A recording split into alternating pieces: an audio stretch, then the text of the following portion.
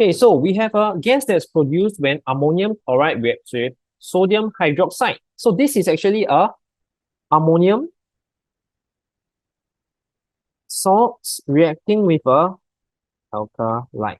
So if you remember your acids and bases from your previous years, this will produce a salt plus water plus what gas? You'll produce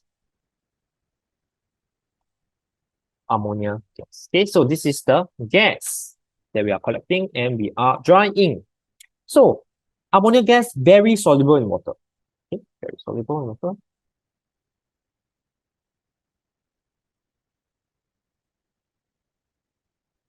Okay, very soluble in water. And we have a couple of drying agents. We have concentrated sulfuric acid here, and we have calcium oxide.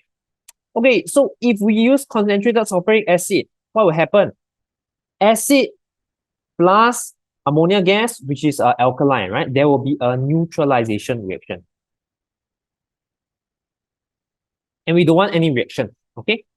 So therefore, we cannot use concentrated sulfuric acid. We can only use calcium oxide. That eliminates D and D already. Okay, metal oxides. Calcium oxide is a metal oxide and will not have any reaction with ammonia gas, allowing it to work effectively as a drying agent. And of course, since we have established that ammonia gas is very soluble in water, setup C is unsuitable for this reaction because there's water, right? It will dissolve. And therefore, the only option that we have is A.